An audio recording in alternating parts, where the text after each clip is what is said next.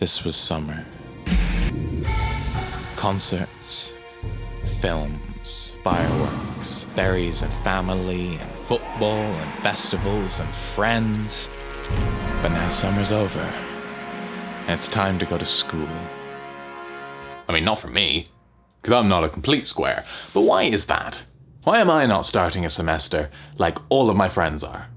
I decided pretty early on, since I think 5th class maybe, that I was gonna go to art college. It was like once I got into secondary, around 3rd year, that's like, I'm going to LSAD. I'm gonna make it happen. I've wanted to be a filmmaker since I was 5 years old. Basically, I would take my Doctor Who action figures and like anything I could find around the house and in the sheds, and I would teach myself how to make films. And it was great because like not having a pile of money or friends, this was a way that I could still tell stories and have like epic adventures, but I could do it alone and in my bedroom. When I was at home, any spare time that I had, it was going to learning art. So I was like looking up YouTube tutorials, I was getting art books, and I was learning from those.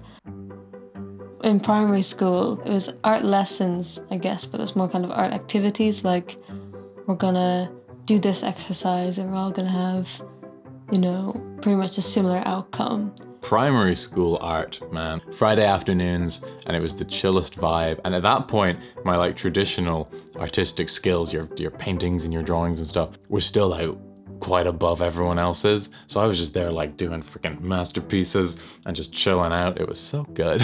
When I was going to secondary school, I had, I guess, a stronger skill in like certain things. It's like I was never good at still life, but I was very strong at portraiture because I was more drawn to drawing people than I was a flower pot. Secondary school art, I mean, the things that I was doing at home were like short films and experimental video and animation and recording music and stuff.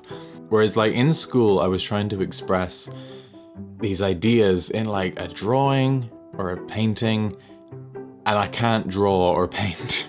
So because I couldn't express the things that I wanted to in a medium that like I was good at, it really pushed me away from the whole art education thing.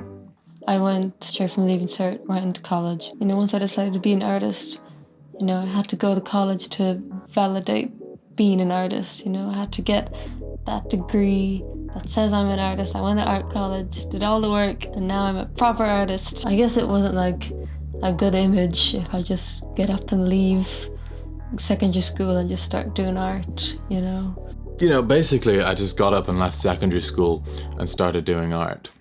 I mean, like I did do some like proper work after school, like manual labor and food production and stuff. It was just college had never been part of the plan.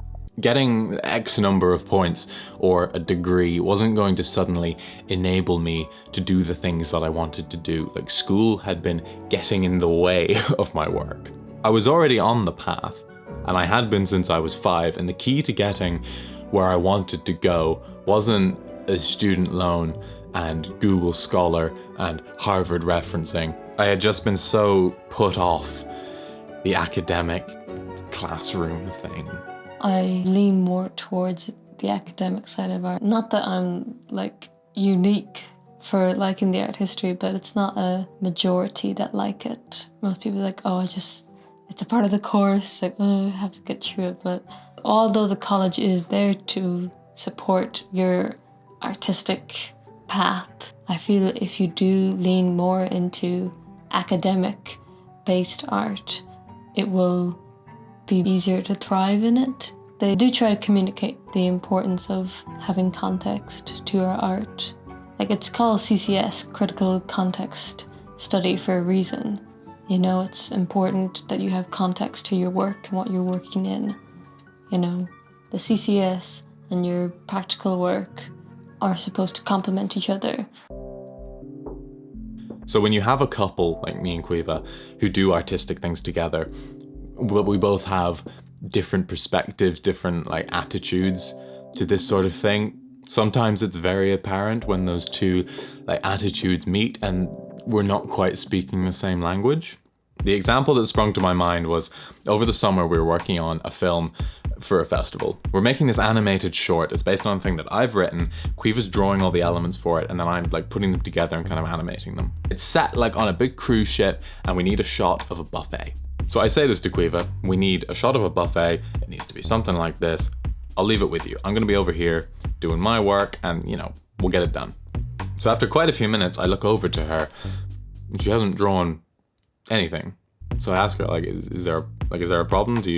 Will I explain it again?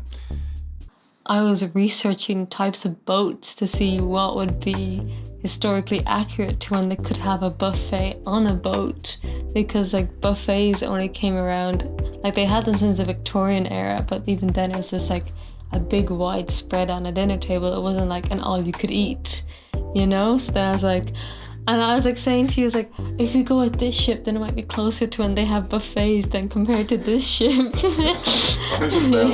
We don't have time for this. Our deadline's in like a week. We've got this many shots to do. We made commitments to people. If we spend this long on every shot, then we're not gonna get it done.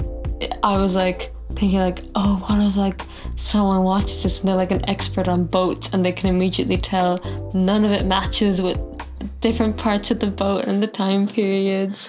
I think the film that we made benefited from having both of our perspectives. I think that the two of us choosing the right paths for us as individuals has and will make us stronger together. Yeah. I guess that's my fucking thesis or whatever it's called.